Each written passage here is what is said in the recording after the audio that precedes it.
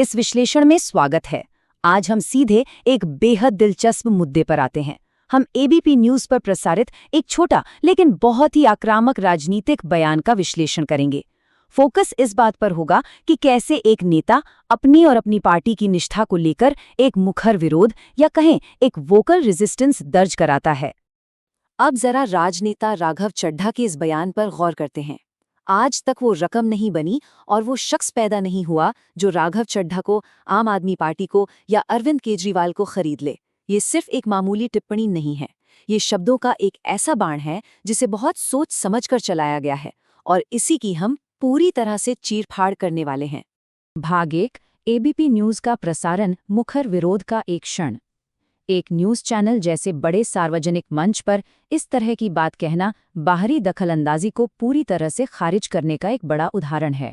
इस बयान की असली अहमियत समझने के लिए यह जानना जरूरी है कि आखिर यहाँ किस चीज़ को चुनौती दी जा रही है। बात हो रही है पॉलिटिकल हॉर्स ट्रेडिंग यानी राजनीतिक खरीद फरोख्त की। राजनीति में अक्सर अवैध पैसों या रिश्वत के जरिए वफादारी बदलने के आरोप लगते रहते हैं और बिल्कुल इसी व्यवस्था, इसी राजनीतिक भ्रष्टाचार के खिलाफ यहाँ एक कड़ा स्टैंड लिया गया है। आगे बढ़ते हैं भाग 2 पर, वित्तीय क्षमता को नकारना, ना बनी रकम और ना पैदा हुआ खरीदार।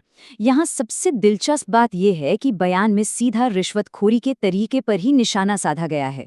इसे एक टू प्रॉन्ग्ड अप्रोच यानी दो तरफा चुनौती कह सकते हैं। एक तरफ ये सिरे से खारिज किया जा रहा है कि रिश्वत देने की कोई भी वित्तीय क्षमता, मतलब कोई रकम, इस दुनिया में मौजूद है, और दूसरी तरफ ये दावा है कि ऐसा करने वाला इंसान अभी पैदा ही नहीं हुआ है। सच कहें तो किसी भी तरह के लालच या प्रभाव को जड़ से खत्म करने का ये एक बहुत ही प्रभावशाली तरीका है।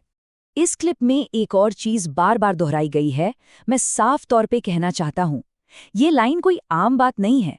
ये बिना किसी झिझक के बहुत ही आक्रामक तरीके से अपनी व्यक्तिगत अखंडता और सत्यनिष्ठा को साबित करने की एक रणनीति है।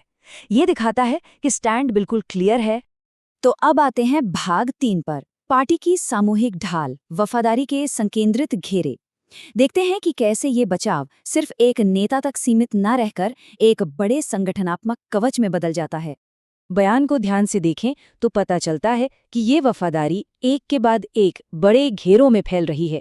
शुरुआत होती है खुद राघव चड्ढा से, यानी एक व्यक्ति से, फिर बात जाती है पूरी आम आदमी पार्टी यानी एक बड़े संगठन पर, और आखिर में ये पहुंचती है पार्टी के शीर्ष नेतृत्व अरविंद केजरीवाल तक।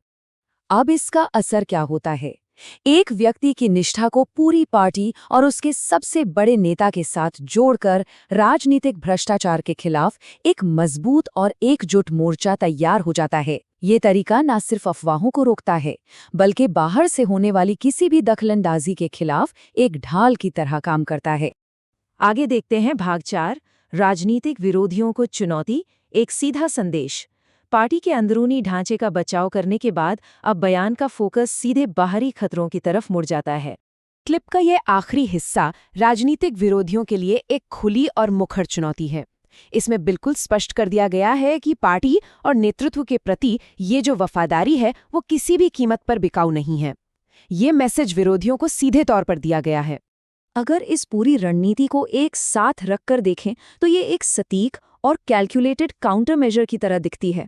बयान का हर एक हिस्सा किसी खास लक्ष्य से जुड़ा है, चाहे वो पैसों के लालच को नकारना हो, बाहरी प्रभाव डालने वालों को खारिज करना हो या फिर राजनीतिक विरोधियों को सीधा जवाब देना हो। हर शब्द का अपना एक सटीक निशाना है। और अंत में ये पूरा विश्लेषण हमारे सामने एक बहुत ही दिलचस्प सवाल खड़ा करता है।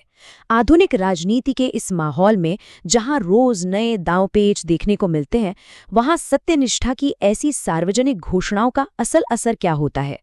क्या ये सिर्फ तत्काल बचाव का तरीका है या फिर ये मतदाताओं की धारणा को गहराई से प्रभावित करता है? खैर, ये एक सोचने वाली बात है। आज के इस विश्लेषण में बस इतना ही।